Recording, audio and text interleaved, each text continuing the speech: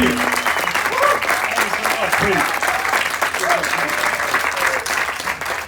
Well, thank you so much to Vern and Craig for opening this extraordinary home to us and bringing us together. To the whole family for the warm welcome, and to all of you for gathering in this cause that we share.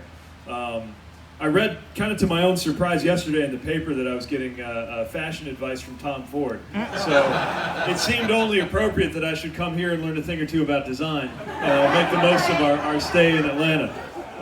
And I use the word stay advisedly because as the campaign trail keeps us, this is what passes for a long visit to a city, which is about 6 hours, before we're on to South Carolina. We have been crisscrossing the country, visiting early states and some of our finest cities, and finding that the sense of urgency is shared across this entire country about where we're headed. And it's that sense of urgency that has propelled me into running for office. I am concerned that our country may be running out of time to deal with what we are facing, not only in the chaos that's going on under this presidency, but the deeper challenges and conditions that have brought us to this point to begin with. And if we aren't facing those deeper challenges, if we're settling for a return to normal or trying to rescue a status quo that never really worked in the first place, at least not in the industrial Midwest where I live or a lot of the other communities that I'm visiting, then we're going to be having this same conversation over and over and over again. The good news is I also believe it's not too late, provided we are ready to design our future around our values. And it's in the name of those values that we are campaigning and that I will build a presidency to serve every American. These are values like freedom, that in my view entails a lot more than just deregulating corporations. It entails building up the ability of people to live a life of their choosing. That we don't have freedom until we have designed a way for every American to have health care. That we do not have, that freedom comes by way of organization and education, which is why we need to build up public education in this country before it's too late. That you're not free in this country if a county clerk can tell you who you ought to marry based on their version of their religion. We've got a different vision of freedom. And when we're serious about freedom, it takes us in a very specific direction in our politics. Values like patriotism, that for too long have been talked about as though they belong to one party, or even used as a weapon by one American against another, when I am certain that the flag that was on my shoulder when I got off the plane in Afghanistan was not a flag of a party, it was a flag of the United States of America, dedicated to the idea of our values. Values that include speaking up when our leaders are doing the wrong thing and trusting that we will not be called into question for our loyalty to the republic for which it stands. That really being serious about love of country and about defense of country calls us to be more intentional about the threats that our country actually faces at a moment like this. 21st century security threats like cybersecurity and election security, they're not going to respond to a 17th century technology like putting up a wall. It's going to be more complicated than that. And we have to be ready to confront everything from white nationalist violence that is claiming lives from Texas to New Zealand, to the continued interference in our elections that's only going to accelerate if we don't have a plan on how to prevent and deter it, to the fact that climate change represents a profound security challenge in our time, globally and nationally, and it is time that we treat it as such. That's part of what it means to really be serious about security. We're having a different conversation about faith, and was honored earlier today to be speaking to the Black Church PAC here in Atlanta about where my faith leads me in politics.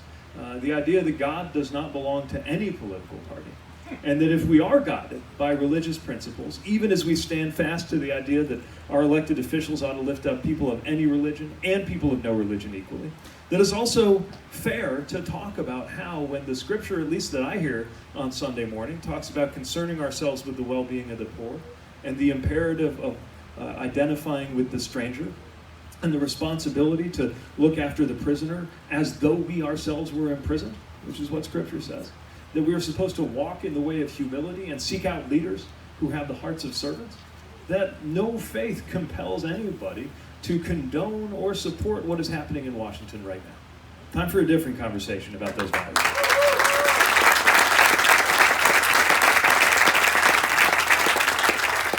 Now, I also have a sense of urgency about our democracy. Issues that have come to a head right here in Georgia, where democracy has been tested and where not everybody has been empowered or enabled to vote.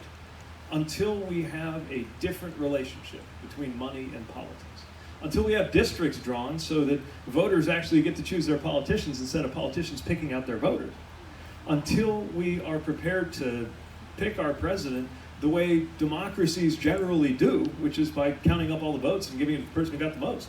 Until we're ready to talk about these structural reforms, we're going to struggle to live up to the name of democracy. But I see a movement for reform across this country, and it can't come soon enough, because this is also a matter of generational urgency. I expect that by 2030, we will be asking ourselves what we did in 2020, and our kids will be asking us too. And we'd better have a good answer, because 2030 could be pretty rough if we don't do something. On the current path, the climate will have passed a point of no return. There'll be 130 million more guns on the streets. The average house will cost $500,000. College will be $200,000, and the woman's right to choose won't exist. That's the path that we're on right now, if we don't do something different. And you couldn't have set it up better by talking about the obligation we have to our kids. I think about the 14-year-old who asked me about advice on dealing with racial tension in his school. And when I asked him what he meant by that, he talked about being called racial slurs at school in the last couple of years. And that's not racial tension, that's harassment. And this is exactly the kind of kid who is on track to be leading the next generation of black technology entrepreneurs. He should be thinking about his excitement in learning science, not about that when he goes to school. I had a 13-year-old asked me yesterday in South Carolina what we were going to do to keep her safe at school, because when she's there, they're now asking students to evaluate where the exits are and be ready with a plan for what to do in the event of an active shooter. And I'm thinking, being 13 is hard enough, without having to worry about the sort of stuff I trained to worry about when I was in the military, aiming to serve and bear arms so that people like her wouldn't have to. And that's the bottom line, is that we are supposed to fix, we who are in charge, the generation in charge, and certainly the people in elected office, are supposed to deal with this sort of thing so kids don't have to, so that they're free to worry about the things that kids ought to be worried about, and so that we're preparing a good world in shape for, by the time they take over, advances, rather than just picking up the pieces of where we are now. That falls to us. We are lucky and unlucky enough to have the responsibility of living in one of those moments when the country's going to choose where it's headed. And if we get it right, we're going to be proud of what we did in 2020. So we'd better get it right. That's why I'm running, and I'm so thankful to be able to look to you for help. I don't want to have too much of a monologue at the outset, so I'm just going to stop.